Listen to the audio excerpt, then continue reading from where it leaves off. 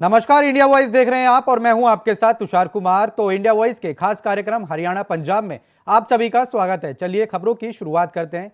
हरियाणा विधानसभा के बजट सत्र के दौरान मुख्यमंत्री मनोहर लाल ने घोषणा करते हुए कहा कि सभी विभागों के रिकॉर्ड्स को डिजिटलाइज किया जाएगा। इसके लिए मुख्यालय तथा जिला स्तर पर डिजिटल रिकॉर्ड रूम भी तैयार किए जाएंगे। इस व्यवस्था के लिए मौजूदा बजट 2024-2025 के अलावा आवश्यकता पड़ने पर आगामी अनुपूरक बजट अनुमानों के बजट का प्रावधान भी किया जाएगा। साथ ही मुख्यमंत्री ने कहा कि सरकार के कैथल जिला से राजस्व विभाग के रिकॉर्ड को डिजिटलाइज करने की शुरुआत की थी और आज पूरे विभाग का रिकॉर्ड डिजिटलाइज हो चुका है। उसके अंदर उसका सारा प्रावधान भी हम लोग करेंगे। वहीं मैं आज एक और घोषणा करना चाह रहा हूं कि अभी जैसे सरकारी विभागों में रेवेन्यू विभाग का डिजिटलाइज रिकॉर्ड रूम, ये मुझे याद है कि कैथल में सबसे पहले किया था और बाद में हर एक जिला केंद्र पर इस प्रकार का जो रिकॉर्ड है वो डिजिटलाइज किया जा चुका है। आज मुझे ये घोषणा करते हुए खुशी हो रही है कि अन्य सभी विभागों का जो इस प्रकार का रिकॉर्ड है उसको डिजिटलाइज रिकॉर्ड रूम के नाते से चाहे प्रदेश स्तर पर होगा चाहे जिला स्तर पर ये सभी किया जाएगा। अगर इस बार के बजट में कोई उसका प्रावधान विभाग कर पाएंगे तो ठीक है, क्योंकि इस पर थोड़ा खर्च आएगा, और नहीं तो जो अगला सप्लीमेंट्री बजट आएगा उसके अंदर उसका सारा प्रावधान। हरियाणा के मुख्यमंत्री ने मंगलवार को विधानसभा के बजट सत्र के दौरान कहा कि डेरे और ढड़ियों को जो उपभोक्ता यूटेबल की वजह ग्रामीण फीडर से बिजली कनेक्शन लेना चाहते हैं तो वो ट्रांसफार्मर का पूरा खर्च सरकार वहां करेगी। आपको बता दें कि उपभोक्ता को केवल नई लाइन का खर्च वहां करना होगा। साथ ही सीएम मनोहर लाल ने यह घोषणा की। गांव की फिरनी से पहले जहां 1 किलोमीटर तक के दायरे में डेरा ढाणी को कनेक्शन देने का प्रावधान था वो 3 किलोमीटर कर दिया गया है। यदि डेरा ढाणी का कनेक्शन गांव के 300 मीटर तक अगर उसका कनेक्शन है तो पूरा खर्च उसका डिपार्टमेंट उठाएगा, और यदि डेरा ढाणी का कनेक्शन गांव के फिरनी से 300 मीटर के बाहर है, पहले जो 150 मीटर के बाहर होता था उसका पूरा खर्च जो है वो कंज्यूमर से लिया जाता था। अब 300 मीटर के बाहर का भी अगर खर्च है 3 किलोमीटर तक तो उसका आधा ही खर्च लिया जाएगा, आधा खर्च सरकार वहन करेगी। इसी प्रकार यदि कोई उपभोक्ता अपना बिजली कनेक्शन का जो ट्यूबवेल का खर्च है 3 किलोमीटर के अंदर, और बिजली के कनेक्शन यानी ट्यूबवेल के कनेक्शन के बजाय वो गांव के कनेक्शन से कराना चाहता है तो उसका जो नई लाइन का खर्च है वो तो खर्च कराया जाएगा कंज्यूमर से, लेकिन ट्रांसफार्मर का जो खर्च है वो सरकार उठाएगी। इस प्रकार का ये प्रावधान। खबर मोगा से है, जहां पंजाब सरकार की ओर से पंजाब की जनता को हर सुविधा देने के लिए हर तरह से प्रयास किए जा रहे हैं। तो वहीं जिले में सड़कों की हालत सुधारने और 4 बाईपास की सड़कों की रिपेयरिंग करने और कुछ जगह पर नई सड़कें बनाने का काम भी शुरू किया जा चुका है। आपको बता दें कि इसके लिए पंजाब के लोक निर्माण और बिजली मंत्री हरभजन सिंह ने जिले के धर्मकोट निहाला सिंह वाला पर मोगा के 4 बाईपास सड़कों के पूर्ण निर्माण कार्य करने के लिए उनका उद्घाटन किया।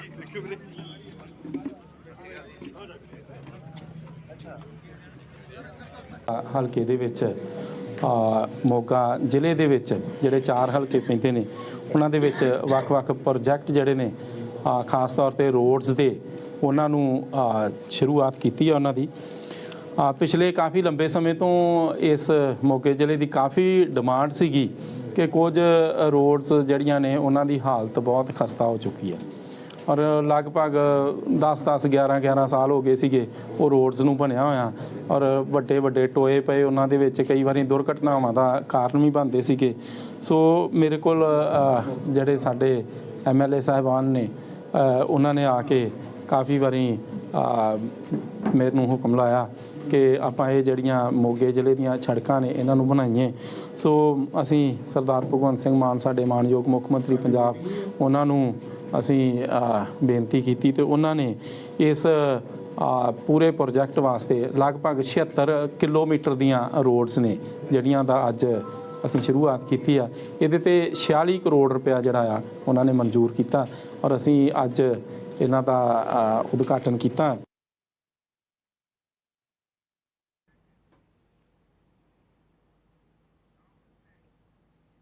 पंजाबी म्यूजिक इंडस्ट्री के म्यूजिक कंपोजर और प्रोड्यूसर बंटी बैस पर हमले के बाद अब जान से मारने की भी धमकी दी गई। आपको बता दें कि बंटी बैस म्यूजिक इंडस्ट्री का जाना माना नाम है और सिद्धू मूसेवाला के म्यूजिक वीडियो और गीतों को कंपोज और प्रोड्यूस करते रहे। आपको बता दें कि मोहाली के सेक्टर 69 में एक रेस्टोरेंट के बाहर बंटी बैस पर अज्ञात हमलावरों ने फायरिंग कर दी।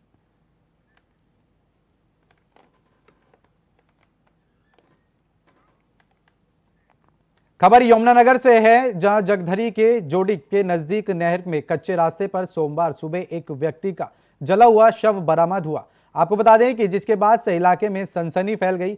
साथ ही सूचना मिलते ही मौके पर पहुंची पुलिस ने शव को कब्जे में लेकर पोस्टमार्टम कराने के बाद परिजनों को सौंप दिया। साथ ही मामला दर्ज कर आगे की कार्रवाई भी शुरू कर दी।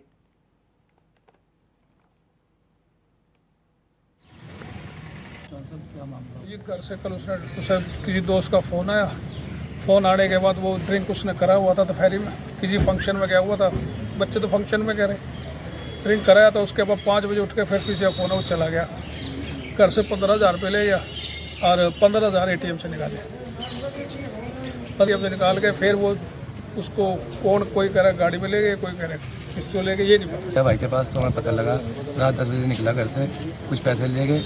उसके बाद जानकारी बनी क्या थी क्या नहीं। हमें सवेरे कंकाल मिला, मुझे 8 बजे कन्फर्म। कैसे सूचना मिली? थाने के थ्रू मिली तुम्हारी बच्चे कितने? लड़की का नाम जानशी। रात आपने खोज में फ़ोन करे, फ़ोन नहीं मिल के दिए जी। फ़ोन में घंटे भी गई, कहीं नहीं पता चला।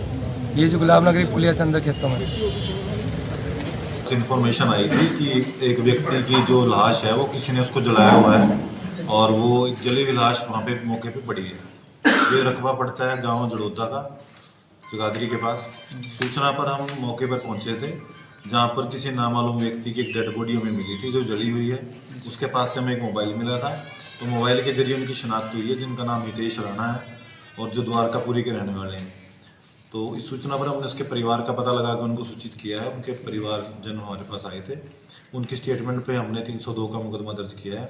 और इसका जो वैसे तो प्रेमा फेसी अभी मर्डर ही नज़र आ रहा है, तो उसी एंगल से हम लोग इसकी इन्वेस्टिगेशन कर रहे हैं। और आगे देखिए आप पोस्टमार्टम कराएंगे। उसका अर्ध जली लाश है, कुछ हिस्से उसके पूरे जल चुके हैं, कुछ बचे हुए हैं।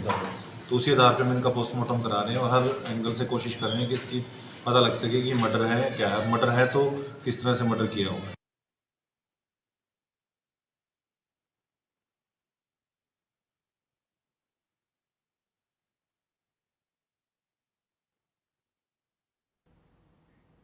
खबर कुरुक्षेत्र से है, जहां गुर्जर महासभा की कुरुक्षेत्र में आज एक अहम बैठक हुई। बता दें कि जिसमें प्रदेश के कई जिलों के समाज के प्रतिनिधि पहुंचे। साथ ही बैठक में आगामी लोकसभा चुनाव और विधानसभा चुनाव को लेकर रणनीति तय की गई।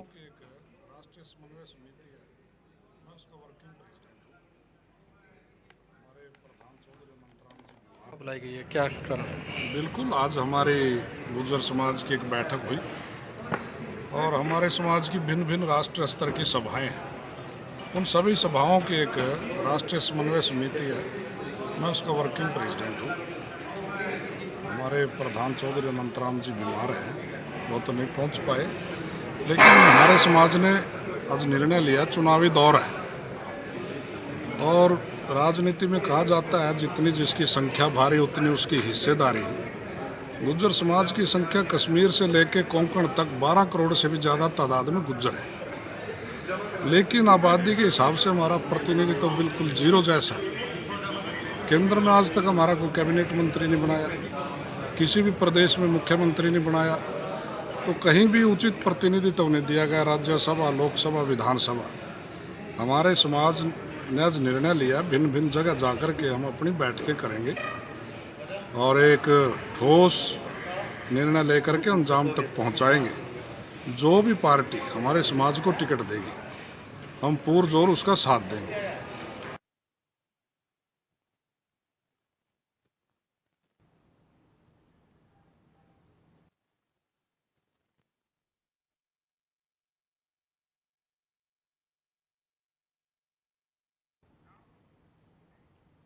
फिलहाल समय हो चला एक छोटे से ब्रेक का, फौरन लौट रहे हैं। तो ब्रेक के बाद एक बार फिर से स्वागत है आपका। चलिए खबरों का सिलसिला आगे बढ़ाते हैं। खबर कुरुक्षेत्र से है, जय गांव डाडवल में एक परिवार पर फिर से दुखों का पहाड़ टूट गया। आपको बता दें कि शाहबाद में सड़क हादसे में गांव डाडलू निवासी जसवीर सिंह की मौत हो गई। साथ ही 8 साल पहले बड़े भाई की मौत हो गई थी।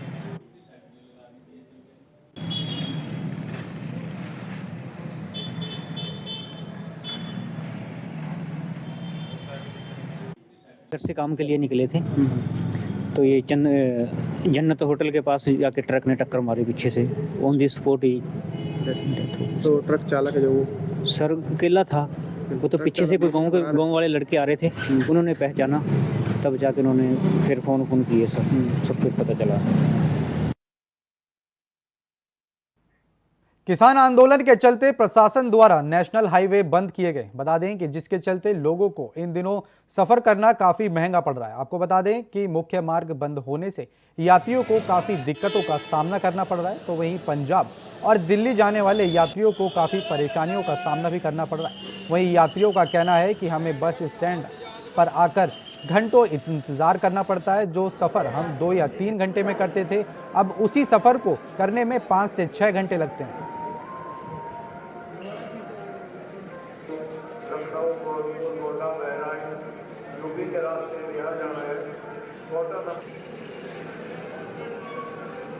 कहाँ से आए हो? मैं थरवा वहाँ से आई, जमुनानगर से। कहाँ जाना है? और मेरे को थरवा मारे ही जाना है। तो अब बस स्टैंड आई हो, क्या पता चला? यहाँ से कह रहे भी बस नहीं आ रही कहीं इधर से बंद है। और हमें दिक्कत है, कई बार मेरे को दिक्कत होती है। जब भी आती हूँ कई बार कहते बस नहीं आएगी, बस आएगी नहीं। अब कैसे जाओगे? अब कैसे जाऊँगी? टेम्पो देखूँगी, टेम्पो में कितना किराया लगता है। रोकी कहाँ से कहाँ जाना है? अम्बाले से पटियाला जाएगी, मैं उधर को छोड़ आया अपनी। 1 घंटे से परेशानी हो रही है, ना कोई बस है ना कुछ है। इनका कुछ नहीं पता अभी कब तक कंटिन्यू बसें चलेंगी और पब्लिक यहाँ परेशान हो रही है। बसों की इंतजारी कर करके परेशान है सारे।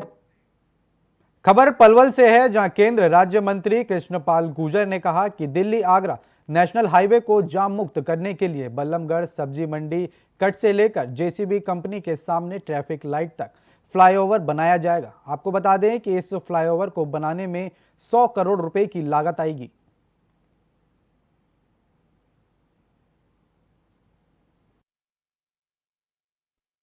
हमारी कोशिश है कि पूरे लोकसभा क्षेत्र का हम अच्छे अच्छे हाईवे लेके आए, आपको लेके आए।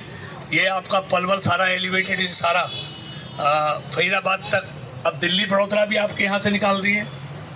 आपका हमने मिडकोला में जो कभी किसी ने उतार चढ़ाव नहीं बनवाया, वो भी हमने पास करा दिया। टेंडर होगा, काम शुरू हो गया, लगभग काम शुरू हो गया उसका। अब दिल्ली बड़ौदा करा दिया, अब फरीदाबाद से जेवर एयरपोर्ट को भी जोड़ दिया, उसका काम भी चालू है। अब फरीदाबाद से नोएडा और गाजियाबाद के लिए भी मंजूर करा दिया एक और हाईवे कि सीधा नोएडा और गाजियाबाद, फरीदाबाद से अमृता हॉस्पिटल है, अम्मा का हॉस्पिटल है, वहाँ से बड़गल मोड़ से सीधा उसको हम नोएडा और गाजियाबाद को भी जोड़ रहे हैं। मतलब कोशिश कर रहे हैं कि पूरा फरीदाबाद का, जहाँ यूनिवर्सिटी लाने की जरूरत थी यूनिवर्सिटी लेकर आए, जहाँ कॉलेज लाने की महिला कॉलेज की थी, और हथीर में तो हमने 2 दे दिए, होडल में तो 1 वहाँ दिया है, रैंडौली में, यहाँ तो हमने एक अपना मिडकोला में दिया। अब मानपुर और बहीन के बीच में मंजूर करा दिया है, बहुत जल्दी उसका काम भी शुरू होने जा रहा है। मतलब हमारी कोशिश रही, चाहे शिक्षा का क्षेत्र हो, स्वास्थ्य का क्षेत्र हो, हर किसी में ईमानदारी से काम करने की वो किया है। इसलिए आप ऐसे दुख के समय पे भी आए, मैं आपका धन्यवाद करता हूँ, विश्वास दिलाता हूँ जो थोड़ी मोड़ी कमी रह गई है उसको भी बहुत जल्दी पूरी करेंगे, और जो भी आपकी समस्या है वो हमारी समस्या है, निश्चित तौर पर सबका समय समय पर समाधान करेंगे। आप सबका। खबर पलवल से है, जहां होडल में गांव बेड़ा पट्टी चौक के पास हथियारों के बल पर 2 नकाबपोश बदमाशों ने परचून की दुकान को अपना निशाना बनाया। आपको बता दें कि आरोपी परचून की दुकान से पैसे लेकर मौके से फरार हो गए। साथ ही पूरी घटना सीसीटीवी कैमरे में कैद हो गई। फिलहाल पुलिस ने आरोपियों के खिलाफ मामला दर्ज कर आगे की कार्रवाई शुरू कर दी है।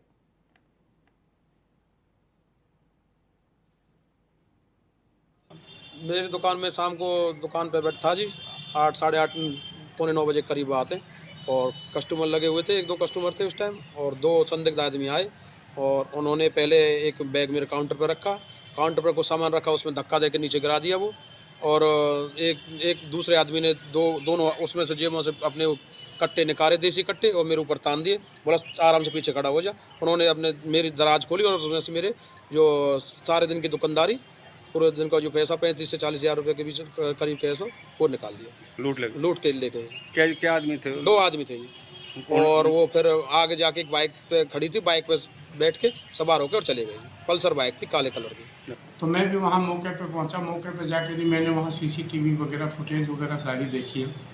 तो ये ठीक बात है कि भाई 2 लड़के थे, एक लड़का अपने उसमें से पैसा काट का बैग में डाले हैं, 10,000 है, 20,000 है। तो वो मुद्दई बताएगा इस चीज़ के बारे में, तो अपने पैसे का कलेक्शन करके नहीं। एक लड़का के हाथ में 2 कट्टा थे, तो जो जिन्होंने डरा धमका के नहीं वो पैसा लूट के भाग गए, जिनके पास बाइक थी। तो सर कैमरे में आ रहे हैं दोनों आरोपी कैमरे में आ रहे हैं, उसमें भी हमने पर्चा दर्ज कर लिया। तो सर खबर नूह से है, जहां नूह पुलिस ने दिल्ली पुलिस के साथ जॉइंट ऑपरेशन में थाना सदर ताबूड़ क्षेत्र में दिल्ली पुलिस के हवलदार यशपाल की हत्या में शामिल और 11 साल से वंचित आरोपी शाकिर को पुलिस ने मुठभेड़ के बाद गिरफ्तार कर लिया। साथ ही पुलिस ने आरोपी के खिलाफ मामला दर्ज कर आगे की कार्रवाई शुरू कर दी है।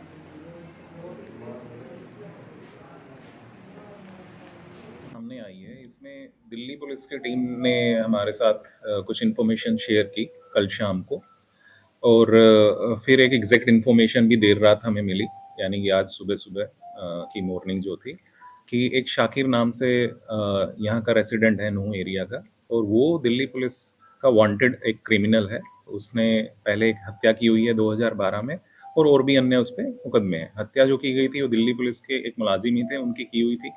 तो इस तरह से एक वांटेड अपराधी होते हुए हमने भी इसको सीरियसली लिया, और जो दिल्ली पुलिस की टीम आई थी उनके साथ मिलके पूरी जानकारी शेयर करके एक प्लान बनाया। जो एग्जैक्ट इनपुट मिली थी उसके हिसाब से हमारी जो 2 टीमें लगी थी, दिल्ली पुलिस की टीम आई थी, सबने मिलके इस अपराधी को पकड़ने की पूरी कोशिश की। लेकिन क्योंकि अपराधी ये काफ़ी शातिर रहा है, तो इसने पुलिस के ऊपर जो है जानलेवा हमला कर दिया, फायरिंग शुरू कर दी, और जवाबी कार्रवाई में पुलिस ने भी इस पर फायरिंग की और इसको चोटें आई हैं और इसको काबू कर लिया गया है। फिलहाल ये जो है इसकी मेडिकल ट्रीटमेंट चल रही है नूह में नल्हड़ हॉस्पिटल।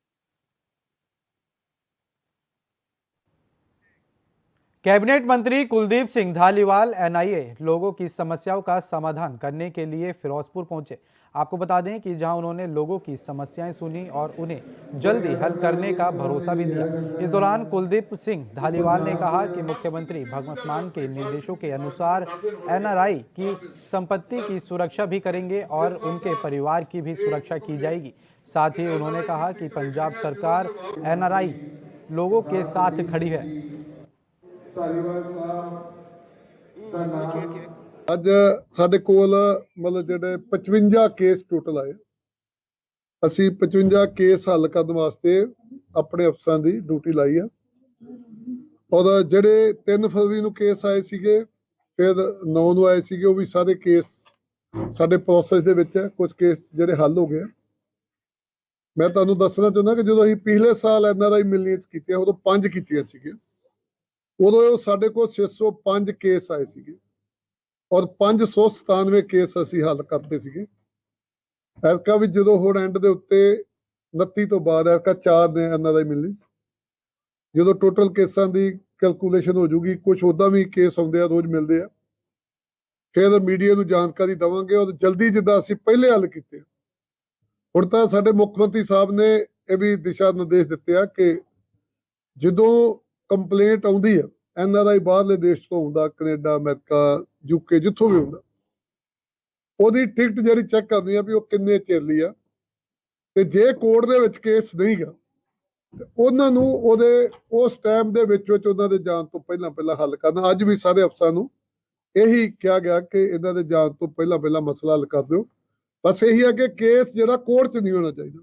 ਕੋਰਟਾਂ ਵਾਲਾ ਕੇਸ ਥੋੜਾ ਸਾਡੇ ਲਈ ਪ੍ਰੋਬਲਮ ਆਉਂਦੀ ਆ। ਬਾਕੀ ਅਸੀਂ ਵੇਖੋ ਪਿਛਲੇ 2 ਸਾਲ ਤੋਂ ਹਜ਼ਾਰਾਂ ਮਤਲਬ ਜਿਹੜੇ NRI ਬਾਹਰੋਂ ਆਏ, ਹਰ ਇੱਕ ਦਾ ਮਸਲਾ ਹੱਲ ਕਰ ਰਹੇ ਆ। ਹਰ ਇੱਕ ਨੂੰ ਬੇਨਤੀ ਕਰ ਰਹੇ ਆ ਕਿ ਪੰਜਾਬ ਉਹਨਾਂ ਦਾ ਪੰਜਾਬ ਹੈ। ਉਹਨਾਂ ਨੂੰ ਕਦੀ ਪੰਜਾਬ ਨੂੰ ਇਹ ਨਹੀਂ ਸਮਝਣਾ ਚਾਹੀਦਾ ਕਿ ਇੱਥੇ ਉਹਨਾਂ ਦੀ ਸੁਰੱਖਿਆ ਦੀਗੀ। ਮਾਨ ਸਾਹਿਬ ਨੇ ਬੜੇ ਨਿਰਦੇਸ਼ ਦਿੱਤੇ ਆ ਸਾਰੀ ਬਿਊਰੋਕ੍ਰੇਸੀ ਨੂੰ, ਸਾਨੂੰ ਸਾਰਿਆਂ ਨੂੰ, ਕਿ NRI ਭਰਾਵਾਂ ਦੀ ਜਾਇਦਾਦ ਦੀ ਵੀ ਰਾਖੀ ਕਰਨੀ ਹੈ, ਉਹਨਾਂ ਦੇ ਪਰਿਵਾਰਾਂ ਦੀ ਵੀ ਰਾਖੀ ਕਰਨੀ ਹੈ, ਜਾਨ ਮਾਲ ਦੀ ਰਾਖੀ ਕਰਨਾ ਸਾਡੀ ਡਿਊਟੀ ਆ, ਉਹ ਅਸੀਂ ਉਹ ਕਰ ਰਹੇ ਹਾਂ। ਔਰ ਬਹੁਤ 1 ਸਾਲ ਪਹਿਲਾਂ ਵੀ ਆਏ ਸੀਗੇ, 2008 ਚ ਆਪਣੀ ਜ਼ਮੀਨ ਲਈ ਹੋਈ ਆ, 2012 ਚ ਆਪਣੇ 4 ਸਾਲਾ ਚੜ੍ਹਨਾ ਸੀ, ਇਹਨਾਂ ਨੇ ਪਟਵਾਰੀਆਂ ਨਾਲ ਰਲ ਕੇ 4 ਸਾਲ ਆਪਣੇ ਨਾਂ ਨਹੀਂ ਚੜ੍ਹਨ ਦਿੱਤਾ।